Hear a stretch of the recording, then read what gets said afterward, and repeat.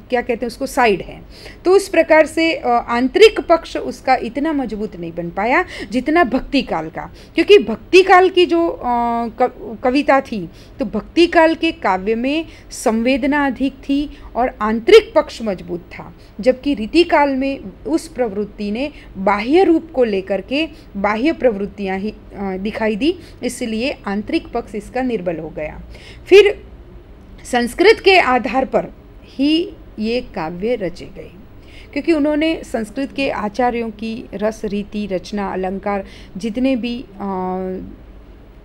संप्रदाय थे, औचित्य संप्रदाय, रस संप्रदाय, ध्वनि संप्रदाय, इन सभी संस्कृत आचार्यों के काव्य शास्त्र पर आधारित काव्य को लेकर के रचना की। तो उसी परिपाटी को अपनाया। अपनी कोई नवीन परिपाटी बनाने का लक्ष्य उस युग के रीतिकाल के कवियों में नहीं दिखाई देती है। इस युग में अलंकारों का भी वर्णन यमक, श्लेष, अनुप्रास, जिसमें चमत्कृति हो, ऐसे अलंकारों का प्रयोग ही इस युग में किया गया और बिहारी ने इसका सबसे अधिक प्रयोग किया है।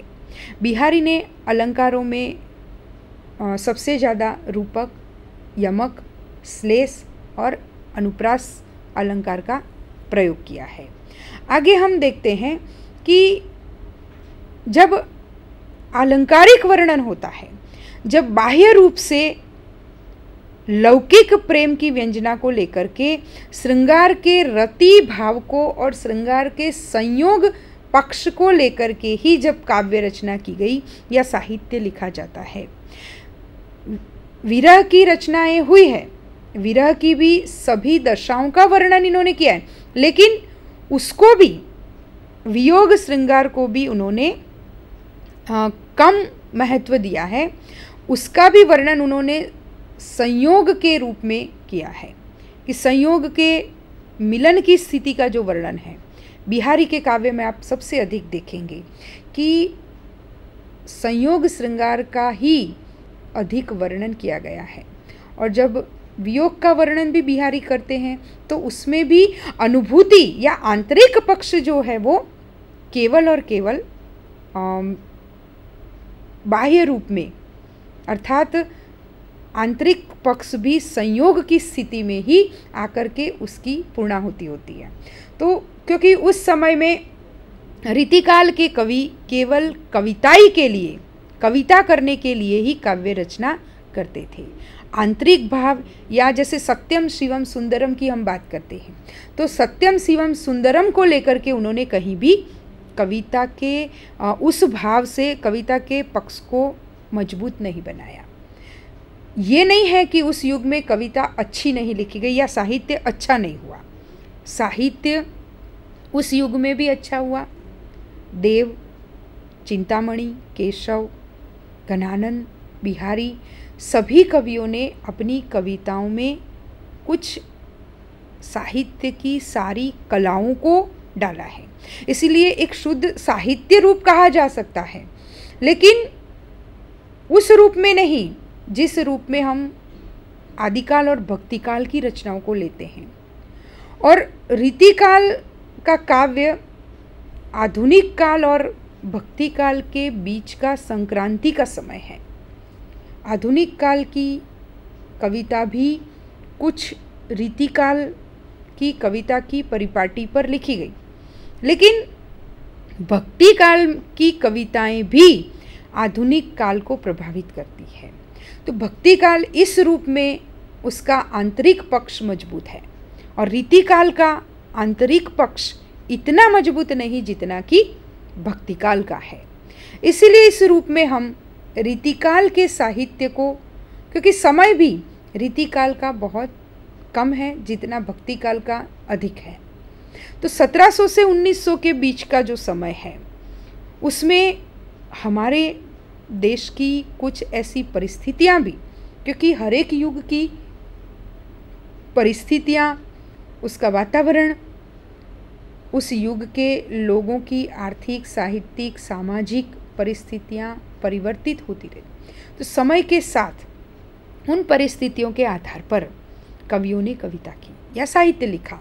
तो उस साहित्य को युग के अनुरूप हम मान सकते हैं, लेकिन आने वाले युग के पर वो साहित्य कितना प्रभावी होता है।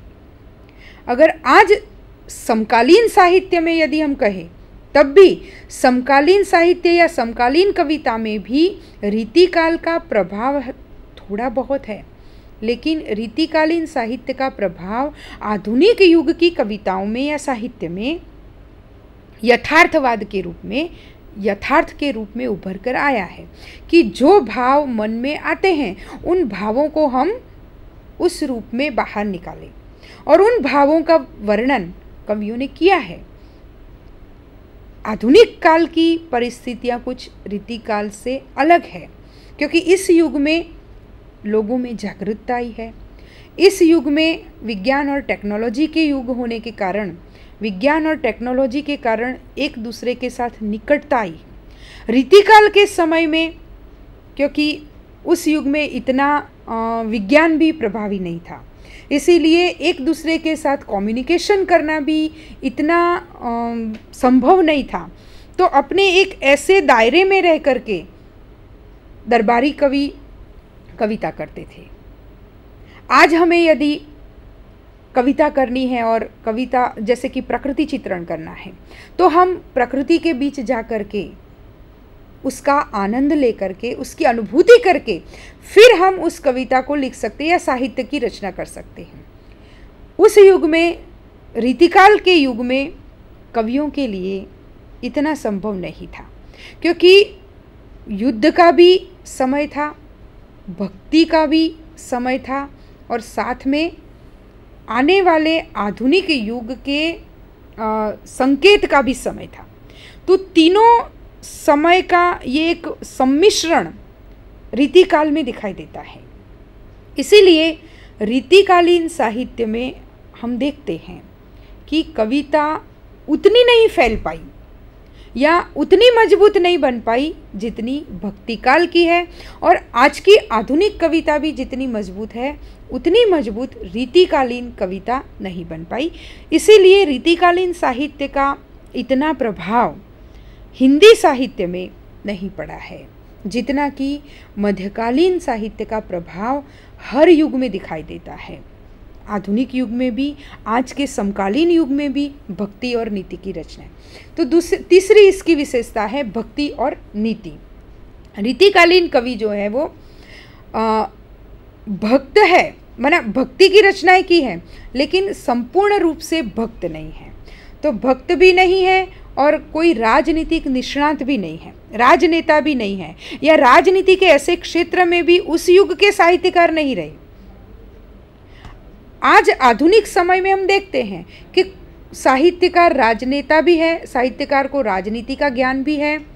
मध्यकाल में उस रूप में भी कोई नहीं रहा, लेकिन रीतिकाल में एक सीमित दायरे में होने के कारण अनन्य भक्त भी नहीं और राज निष्णांत भी नहीं रहे। दूसरा, उस युग में साहित्य लिखना या कविता करना केवल सुकविता ही रहा। जैसे रीजी है सुकवि को जो तो जानो कविताई, न तो राधिका सुमिरन को बहानो है। माना राधिका, राधा और कृष्ण के स्मरण का केवल मात्र बहाना है। मध्यकाल में जो राधा कृष्ण, कृष्ण काव्य में हमें जो राधा और कृष्ण के अलौकिक प्रेम की व्यंजना दी, गोपियाँ और कृष्ण के प्रेम में भी वो अलौकिकता दिखाई देती है। उधो मन नाही 10-20, एक हु तो सो गयो श्याम संग को अवरा देस। इसमें भी गोपियों के अनन्य भक्ति को कवियों ने प्रदर्शित किया है। जबकि यहाँ कविता के लिए केवल स्वाद का विषय है। करी बिहारी सत्सई भरी अनेक स्वाद। बिहारी ने सत्सई की रचना की, अनेक स्वादों से भरी हुई बिहारी की सत्सई। वो आगे हम बिहारी की जब बात करेंगे उसमें हम आपको बताएंगे कि बिहारी की रचना किस प्रकार से स्वादों से भरी हुई है। स्वाद माना आप जानते हैं कि किस प्रकार से उस युग में केवल देह और देह के आकर्षणों से भरी हुई कविता, रति के भाव को लेकर के लिखी गई कविता, श्रृंगार का भाव और अलंकारों का प्रचुर मात्रा में प्रयोग, चमत्कृति का प्रयोग रीतिकालीन साहित्य की सबसे अहम विशेषता है। भक्ति और नीति उस युग में भी रही, लेकिन उस युग की जो सामंतीय परंपरा थी और जो दरबारी कवि थे, सामंतीय परंपरा के कारण गणिकाओं का, नारी को एक गणिकाओं के रूप में और एक दिखावे की, दर्शनीय स्वरूप में देखने की जो प्रवृत्ति है वो रीतिकाल की प्रवृत्ति रही। इसीलिए उस युग की कविता इतनी अधिक मजबूत नहीं बन पाई, क्योंकि नारी का एक ही स्वरूप दिखाना वो भी इस युग की एक विशेषता रही। क्योंकि वैसे तो नारी चित्रण की जहाँ बात आती है तो उसमें बहुत सारे रूप है नारी के, लेकिन इन कवियों की दृष्टि केवल नारी के देह और देह के आकर्षणों और आकर्षित करने वाली प्रवृत्तियों के प्रति रही। इसीलिए वो उस युग को स्वादों का युग कहा गया। और करी बिहारी सत सई भरी अनेक स्वाद करके, और कविता केवल आश्रयदाता राजाओं को रिझाने के लिए कविता की गई, इसलिए उस रूप में भी कविता को अधिक नहीं बताया गया। अधिक अच्छा, जिसको कहते हैं कि एक उत्तम, जिसमें हम सत्यम शिवम और सुंदरम की कल्पना कहते हैं, सुंदरम की बात जहाँ पर आती है या शिवम की बात आती है, लोक कल्याण की बात, तो वो लोक कल्याण की बात इसमें रीतिकालीन कविता में बहुत कम दिखाई देती है। चौथी इसकी विशेषता है काव्य रूप। काव्य रूप उस युग में, क्योंकि बड़े बड़े महाकाव्य लिखना उस युग में इतना संभव नहीं था। हाँ, आश्रयदाता राजाओं के राज दरबारी कवि होने के कारण और एक दोहे की एक अशरफी मिलने के कारण लंबी कविता सुनने का या लंबी कविताओं में रमने का साहित्यकारों का कोई ऐसा भाव नहीं था, और न ही पाठकों या श्रोताओं को भी उस युग के, मैं समझती हूँ कि उस रूप में उन्होंने कभी कविता को शायद देखा ही नहीं।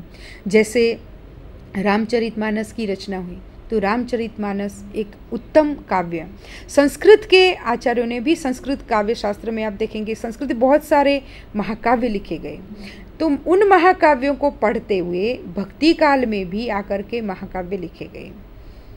भक्ति काल में भी रामचरितमानस बहुत उत्तम महाकाव्य लिखा गया।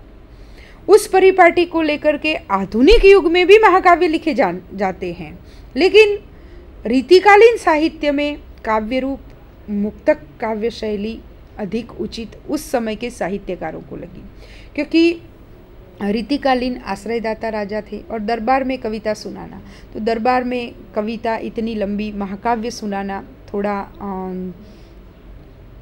इतना असरकारक नहीं होता था, कि छोटे छोटे बातों को लेकर के कविता करना उन कवियों की एक प्रवृत्ति बन गई थी। इसीलिए मुक्तक शैली उस युग में अधिक प्रभावित थी, तो काव्य का स्वरूप उस रूप में भी मुक्तक काव्य शैली ही अधिक दिखाई देती है।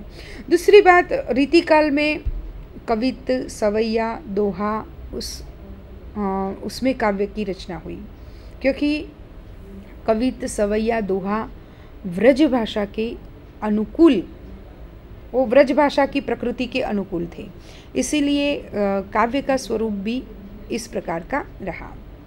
फिर ये जो छोटे छोटे दोहे हैं, पद हैं, वो नीति और शुक्तियाँ लिखने में भी अधिक अनुकूल थे, इसलिए इस रूप के काव्य के स्वरूप को छोटे छोटे पदों में या मुक्तक शैली में लिखा गया। पांचवी इसकी जो विशेषता है रीतिकालीन साहित्य की, वो है व्रज भाषा की प्रधानता। व्रज भाषा इस युग की साहित्यिक भाषा थी, क्योंकि व्रज भाषा मध्यकाल में और आदिकाल में भी व्रज भाषा अपने समय की प्रचलित थोड़ी बहुत धीरे धीरे हो चुकी थी। और मध्यकाल तक आते आते, भक्तिकाल तक आते आते व्रज भाषा ने साहित्य का स्वरूप ले लिया, क्योंकि उस समय में उत्तर भारत के लगभग 90% लोग व्रज भाषा का प्रयोग करते, और कृष्ण की भूमि होने के कारण व्रज जो है वो कृष्ण की भूमि थी। और कृष्ण काव्य परंपरा में कृष्ण से संबंधित जितने भी काव्य लिखे गए वो व्रज भाषा में लिखे गए। इसीलिए व्रज भाषा फिर समझने में भी सरल थी, लोक बोली भी थी, लोगों को सुनने में कर्णप्रिय भी लगती थी। इसलिए व्रज भाषा की प्रधानता उस युग में अधिक रही। व्रज भाषा में एक प्रकार का लालित्य रहा, तो लालित्य की भाषा भी व्रज भाषा है। लालित्य के कारण भी पदों में लालित्य लाने के लिए कवियों ने इस भाषा को अपनाया। दूसरा, व्रज भाषा की प्रकृति मधुर है, कोमल है, वर्ण मैत्री, वर्णों का प्रास बिठाने में अनुप्रासत्व, फिर उसकी ध्वन्यात्मकता, शब्दों की गति, शब्द शोधन, अनेकार्थता, अनेक अर्थ को लेकर के, जैसे कनक कनकते 100 गुनी मादकता अधिकाय, तो कनक का अर्थ और कनक का अर्थ उसको लेकर के जो लिखा गया पद दोहा, तो उसमें बहुत सुंदर रूप में प्रस्तुति, चमत्कृति दिखाई देती है। इसलिए ये सारी विशेषताएं भाषा की व्रज भाषा में दिखाई देती है। तो भाषा के अपने स्वरूप को उत्तम बनाने के लिए व्रज भाषा अधिक अच्छी लगी उस युग के साहित्यकारों को। अवधी भाषा में भी साहित्य लिखा गया। तुलसीदास ने रामचरितमानस अवधी में लिखा, लेकिन अवधी भाषा की थोड़ी सी क्लिष्टता, व्रज भाषा जितना लालित्य अवधी भाषा में नहीं दिखाई देता। मधुरता, कोमलता, ये जो चिन्ह हैं, ये जो विशेषताएं हैं, वो व्रज भाषा में होने के कारण और रीतिकालीन साहित्य